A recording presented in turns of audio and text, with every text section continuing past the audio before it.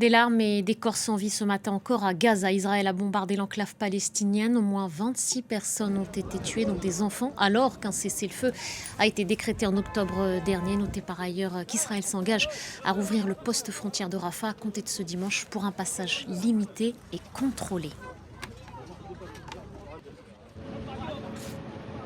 Le poste frontière de Rafah quasiment fermé depuis 2 ans.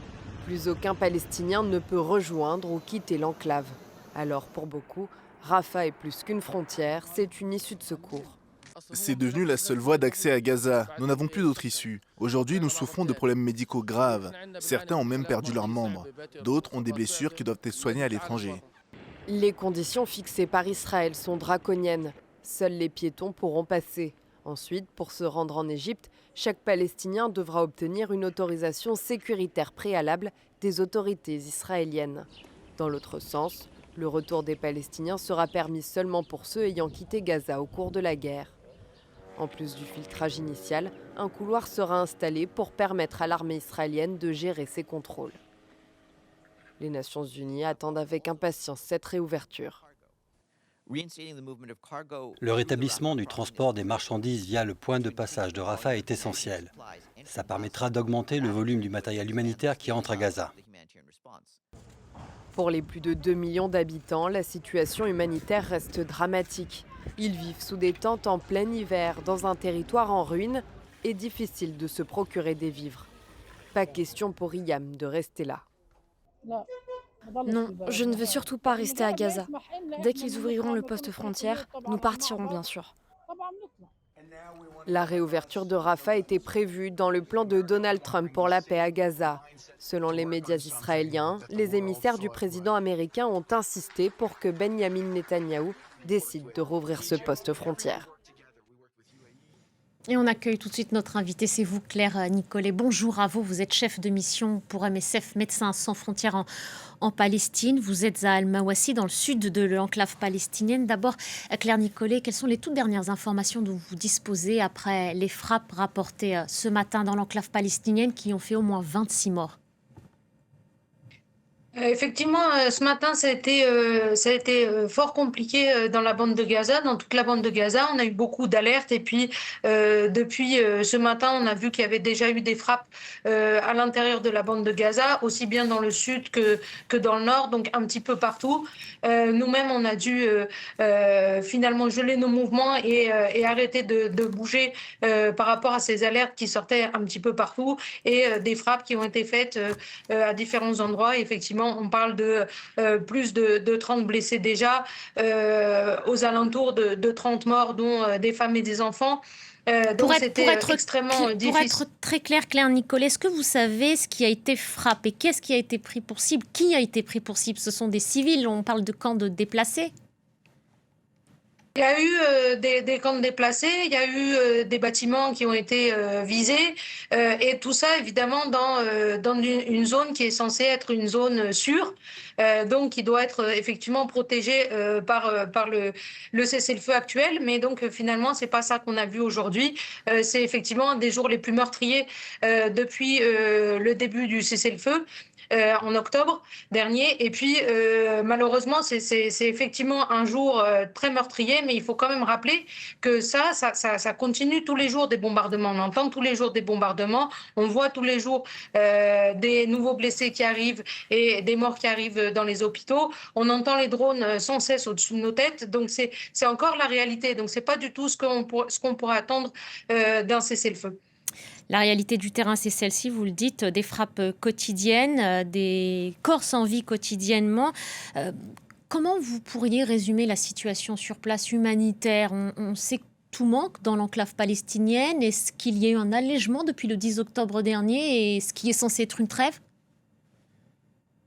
Le problème, c'est que les gens vivent encore dans des conditions absolument terribles. Donc, ils vivent soit dans des tentes qui sont même pas souvent des réelles tentes, des morceaux de plastique, des couvertures, dans des bâtiments complètement détruits. Donc, on a eu plusieurs histoires avec des bâtiments. D'ailleurs, aujourd'hui encore, il y a eu encore un bâtiment et un mur qui s'est écroulé sur des gens. Donc, c'est ça la réalité aujourd'hui des gens dans Gaza. Courir après les camions d'eau pour récupérer de l'eau à boire et puis pour l'hygiène, etc. Donc c'est ça le quotidien aujourd'hui. C'est pas vraiment une vie qu'ils ont aujourd'hui, les Palestiniens. Quand vous parlez avec eux, ils disent on n'est ni dans une guerre ni dans la paix, on n'est ni dans une réelle vie parce qu'on est juste en train de survivre comme ça.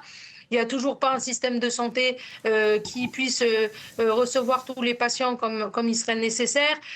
On n'est pas du tout dans une phase de reconstruction aujourd'hui. Donc voilà, c'est ça la réalité, c'est survivre au quotidien, courir après les camions d'eau, courir après les donations de nourriture.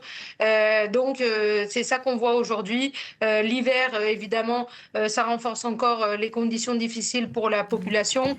De nombreux feux aussi prennent dans les tentes. Donc nous, par exemple, MSF, on prend en particulier les brûlés en charge, des enfants qui sont brûlés parce que y a l'eau qui s'est renversée sur eux ou une explosion de bonbonnes de gaz dans leur tente. Donc voilà, c'est un petit peu ça le quotidien aujourd'hui pour la population à Gaza. Claire Nicollet, vous dites donc à l'instant, la population tente de survivre avant toute chose. Il y a urgence. L'État hébreu s'est engagé à rouvrir le point de passage de Rafah dans le sud du territoire frontalier avec l'Égypte. Vous en attendez quoi ? Pour le moment, les nouvelles ne sont que moyennement bonnes par rapport à ça, parce que comme ça a été bien expliqué dans le reportage, pour le moment, il est dit que ça va être ouvert dans les deux sens, mais de façon extrêmement limitée. On s'attend à ce qu'il y ait plutôt des évacuations médicales dans un premier temps, ce qui, ça, est une excellente nouvelle, puisqu'il y a presque 20 000 personnes qui attendent de pouvoir passer et être pris en charge à l'extérieur de Gaza, parce que malheureusement, le système de santé aujourd'hui à Gaza ne permet pas de les soigner. Donc ça, c'est une bonne nouvelle, mais on parle du compte-gouttes. Donc c'est ça le problème aujourd'hui à Gaza, et ça a été le problème pendant plus de 2 ans. Tout est au compte-gouttes. Donc on va avoir certaines personnes qui vont finalement pouvoir sortir, certaines personnes qui désirent rentrer vont pouvoir rentrer, en passant encore par les systèmes de sécurité. Et aujourd'hui, on n'a toujours pas de camions qui vont pouvoir rentrer par ce point de passage.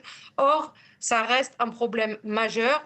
On ne reçoit pas suffisamment de marchandises depuis les points de passage, et donc on n'arrive pas à avoir des quantités suffisantes de nourriture pour la population, de médicaments pour la population. Donc malheureusement aujourd'hui, on ne voit pas que, vu comment ça va être ouvert Rafah, ça va beaucoup alléger la souffrance de la population. Donc voilà, si je saisis bien vos propos, vous avez aussi cette crainte de restriction. Je voudrais aussi vous faire réagir, Claire Nicollet, à un chiffre, celui de 70 000 morts au moins à Gaza depuis octobre 2023. Et pour la première fois il y a quelques jours, des officiels israéliens ont confirmé ce chiffre. Vous, les ONG, celles que vous représentez, notamment MSF, vous alertiez déjà face à ce bilan immense, effroyable. Comment est-ce que vous réagissez alors qu'on sait que la parole des humanitaires a été mise en doute à cette époque-là? C'est vrai que nous, on a bien vu avec le nombre de patients qu'on recevait chaque jour, avec le nombre de morts qu'on a vu nous-mêmes dans les hôpitaux, que c'était absolument tragique, et que oui, ces chiffres étaient absolument réels. Et encore, ces chiffres, on sait qu'ils étaient sous-évalués, qu'ils sont sous-évalués. Pourquoi ? Parce qu'il y a aussi beaucoup de gens qui sont morts par faute de soins, qui ne sont pas morts de mort violente, qui ne sont pas morts sous des bombardements, mais qui sont mortes aussi parce qu'ils n'ont pas eu de soins. Il y a bien sûr énormément encore de gens sous les décombres, puisque les décombres couvrent les 3/4 de la bande de Gaza. Donc en plus, on sait que ces 70 000, malheureusement, c'est pas la réalité, même encore ça. Donc ça veut dire qu'on est face à un océan de morts et à vraiment une situation, comme on l'a vu depuis toujours, absolument dramatique. Et donc c'est ça qu'on a essayé effectivement tout au long de cette guerre d'expliquer en tant que humanitaire et en tant que Médecins sans frontières. Merci beaucoup Claire Nicollet, merci d'avoir pris le temps de répondre à nos questions et merci pour votre témoignage depuis Gaza.